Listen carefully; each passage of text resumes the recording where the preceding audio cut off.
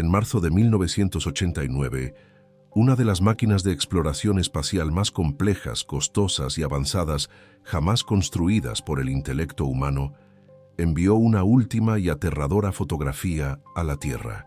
Segundos después de que esa imagen terminara de decodificarse en los monitores del centro de mando soviético, la inmensa sonda, un coloso de titanio de varias toneladas, fue sacudida con una violencia indescriptible.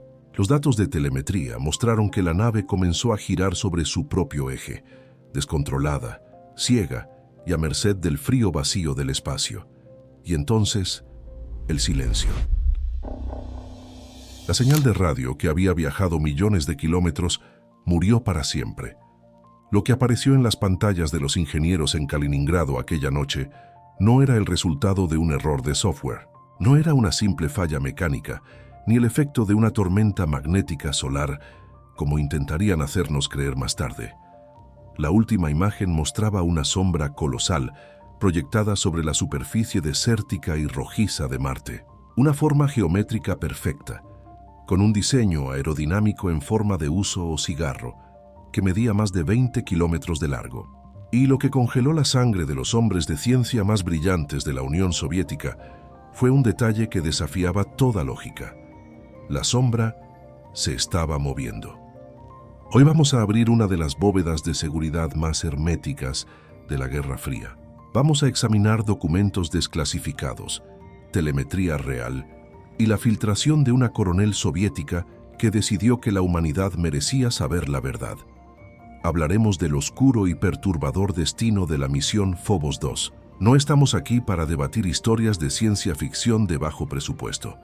Estamos aquí para analizar el momento exacto en el que, en 1989, la Unión Soviética encontró algo allá arriba, algo monumental que les cerró la puerta de Marte de un golpe definitivo. Para comprender la verdadera magnitud de este enorme encubrimiento, debemos retroceder a finales de la década de los 80. La Unión Soviética, el gigante de hierro, comenzaba a fracturarse bajo el peso de su propia economía. Sin embargo, su orgullo militar y su ambición en la carrera espacial permanecían intactos. Necesitaban demostrar superioridad. Necesitaban conquistar lo que los estadounidenses aún no habían logrado dominar. El objetivo de esta nueva misión no era simplemente aterrizar en el polvo rojo. El verdadero objetivo era Phobos, una de las dos minúsculas, oscuras y extrañas lunas que orbitan Marte. Phobos siempre ha sido una anomalía que atormenta a los astrofísicos. A diferencia de nuestra luna, no es esférica. Parece un gigantesco asteroide oscuro, surcado por profundos cráteres y unas misteriosas líneas rectas y paralelas que la atraviesan de punta a punta. Su órbita es tan antinatural, descendiendo en espiral hacia el planeta rojo, que en los años 60, reconocidos científicos llegaron a publicar la inquietante hipótesis de que Phobos podría ser un objeto hueco, una estación artificial milenaria capturada por la gravedad de Marte.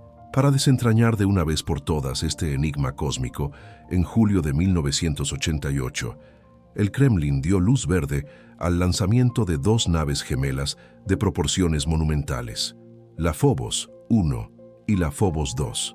No era un proyecto soviético aislado, era un esfuerzo científico sin precedentes en la historia humana.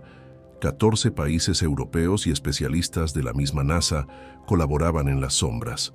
Las naves estaban equipadas con tecnología láser de última generación, espectrómetros infrarrojos y un sofisticado sistema de radar capaz de penetrar la roca marciana. Pero el planeta rojo tiene la oscura, metódica y casi siniestra reputación de ser un devorador implacable de máquinas humanas. A mitad del largo y silencioso viaje a través del océano cósmico, la Phobos 1 enmudeció.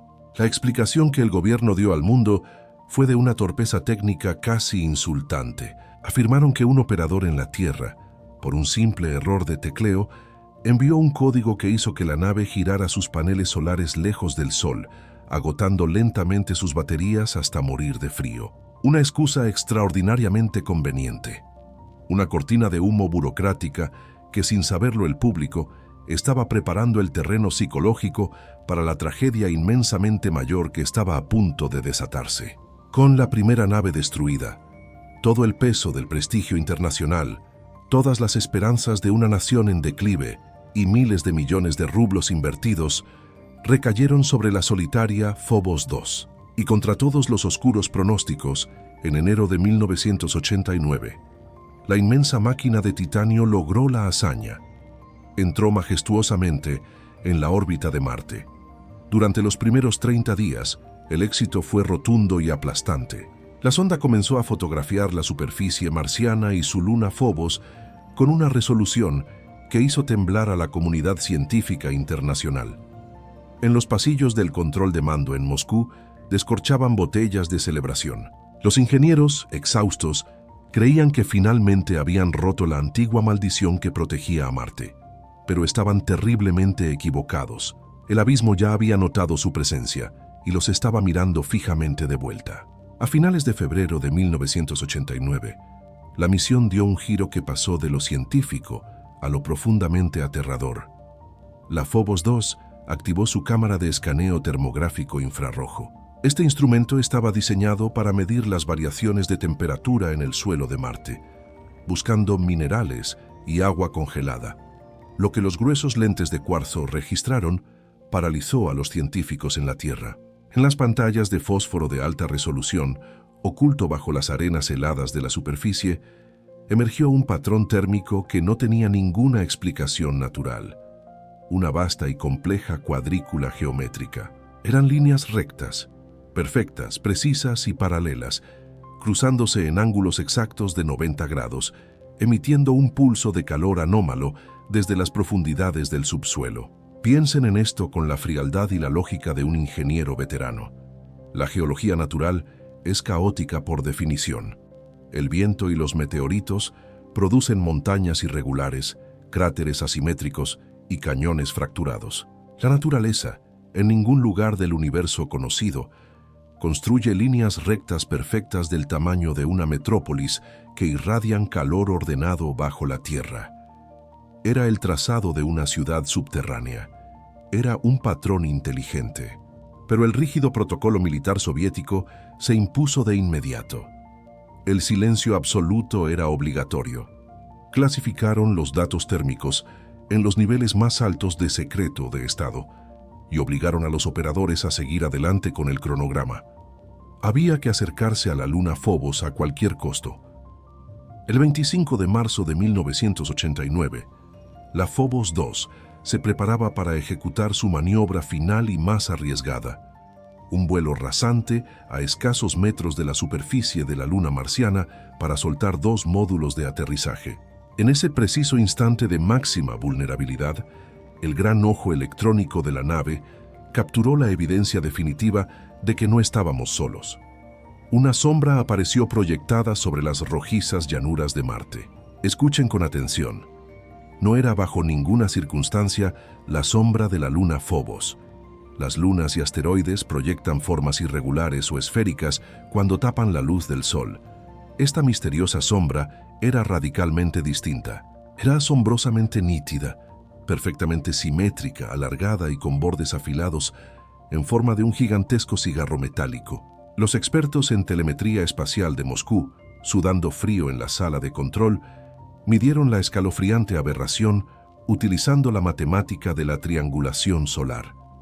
El resultado arrojado por las computadoras les robó el aliento. La sombra que oscurecía el suelo de Marte medía más de 20 kilómetros de longitud, y lo que destrozó la cordura de la histórica misión. Los datos térmicos indicaban claramente que la sombra no era una formación geológica. Se estaba moviendo de forma completamente independiente. Algo físico, sólido, colosal y de proporciones titánicas estaba suspendido a gran altitud, flotando en el espacio oscuro entre la sonda soviética y la superficie del planeta rojo.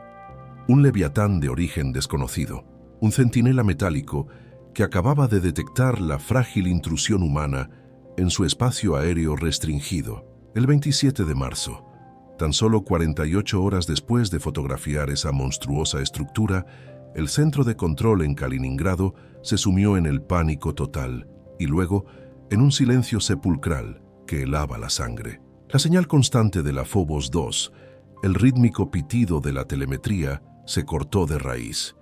Como era de esperarse, la maquinaria estatal soviética encendió rápidamente sus motores de desinformación. La rueda de prensa oficial dictaminó sin titubeos que un catastrófico fallo en el ordenador principal había causado la trágica pérdida de la nave. La culpa, repitieron con rostro inexpresivo, fue de una poderosa radiación solar que frió los circuitos internos. Caso cerrado. Otra sonda millonaria perdida en la tormenta de la mala suerte cósmica.